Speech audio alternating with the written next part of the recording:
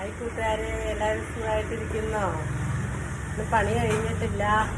ഇന്നിപ്പോഴേ കപ്പി കാച്ചിക്കൊണ്ടിരിക്കുകയാണ്. പിന്നെ മീൻ കറി വെച്ചു, മറ്റുള്ള സാധനങ്ങളെല്ലാം വേവിച്ച് വെച്ചിട്ടുണ്ട്. പിന്നെ എല്ലാവർക്കും സുഖമെന്ന് കരുതുന്നു. ഞാനിങ്ങനെ ഇടയ്ക്കിടയ്ക്ക് 1-2 വീഡിയോസൊക്കെ ഇടുന്നതായിരിക്കും. നിങ്ങളുടെ സപ്പോർട്ട് വേണം. ഇന്നൊരു ചേട്ടന് ചായ എടുക്കുന്ന ചേട്ടന് സുഖമില്ല, വയറിന് വേദന എന്ന് പറഞ്ഞിട്ട് ചേട്ടനൊന്നും വന്നില്ല.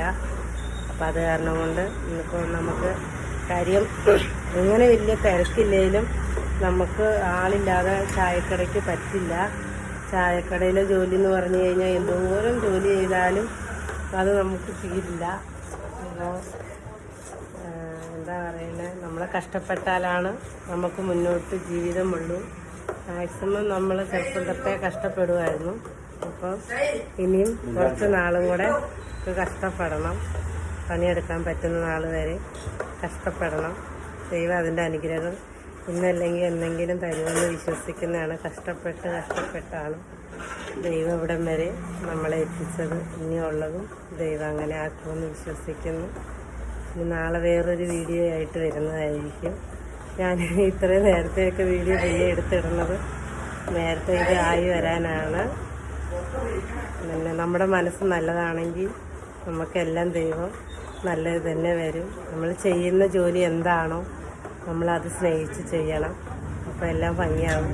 ഞാൻ ഹോം നേഴ്സായിട്ട് പോയിക്കൊണ്ടിരുന്നപ്പോഴും ചില പേഷ്യൻറ്റിനെ നോക്കുമ്പോഴും നമ്മളവിടെ കാണാൻ വരുന്നവർ പറയും, നിനക്ക് ദൈവം എന്തെങ്കിലും ഒരു അനുഗ്രഹം തരും, നിന്നെ ദൈവം അനുഗ്രഹിക്കുമെന്ന് പറയും.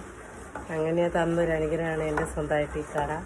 ഞാൻ ഒരിക്കലും സ്വപ്നം പോലും കണ്ടല്ല ഇങ്ങനെ ഒരു കട വെക്കും, നമ്മൾ 2 പേർക്ക് നമ്മുടെ ഒപ്പം നിർത്തുമെന്ന്. പക്ഷെ ദൈവം അതിനുള്ള അനുഗ്രഹം എനിക്ക് തന്നു. ഞാനത് ഭംഗിയാക്കി കൊണ്ട് പോകുമെന്ന് ആഗ്രഹിക്കുന്നു. അപ്പം നിങ്ങളുടെ സപ്പോർട്ടെല്ലാം വേണം.